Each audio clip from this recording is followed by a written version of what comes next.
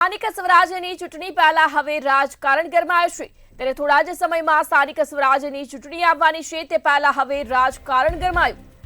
સમાચાર સામે આવી રહ્યા છે જ્યાં સ્થાનિક સ્વરાજ્યની ચૂંટણી પહેલા રાજકારણ ગરમાયું ત્યારે વડોદરાના પાદરાના ધારાસભ્ય ચૈતન્યસિંહ ઝાલાનું નિવેદન સામે આવ્યું પાદરામાં પણ કોંગ્રેસને સાથે રાખી ગઠબંધન તેવું ચૈતન્યસિંહ ઝાલાએ જણાવ્યું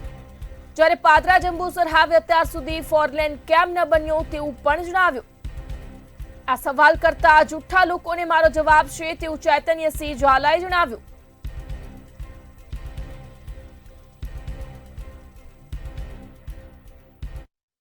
શ્રીમતી શાંતાબેન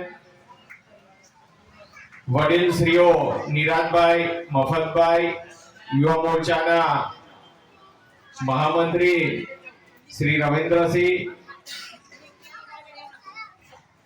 મારા મોટા ભાઈ સમાન શ્રી કમલેશભાઈ તથા મંચસ્થ સૌ મહાનુભાવો આપણી એનડીએની સરકારે પ્રચંડ બહુમતી સાથે જીત મેળવી છે તેના પર આપણે સૌ કાર્યકર્તાઓને ખૂબ ખૂબ અભિનંદન આપું છું આપણને એવું થતું હશે કે જીત મેળવી છે બિહારમાં અને એના અભિનંદન આપણને મળે છે કારણ કે જેવા આપણે અહીંયા ભારતીય જનતા પાર્ટીના કાર્યકર્તાઓ છીએ જેવી ભારતીય જનતા પાર્ટી માટે મહેનત કરીએ છીએ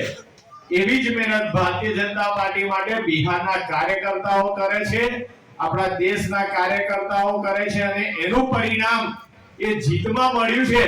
એટલે એનો અધિકાર એ ભારતીય જનતા પાર્ટીના દરેક કાર્યકર્તાઓનો છે એટલા માટે આપને પણ ખૂબ ખૂબ અભિનંદન છે ત્યાં પણ આપણી સામે મહાગઠબંધન છે અહીંયા પણ એવું મહાગઠબંધન આપણી ત્યાં પણ છે કોંગ્રેસને સાથે રાખીને કોંગ્રેસ જે દેશમાંથી નેસ્ત નાબૂદ થવાની તૈયારીમાં છે કોંગ્રેસ કે જેનું કામ છે જૂઠું બોલવું અને જોરથી બોલવું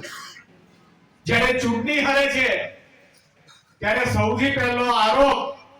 એ ઈવીએમ પર મૂકે છે જે વોટિંગ મશીન આવે છે એની ઉપર સૌથી પહેલો આરોપ હોય છે કે વોટિંગ મશીનમાં ગડબડી કરી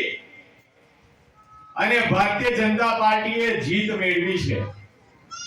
હવે એમાં જ નવું લાયા છે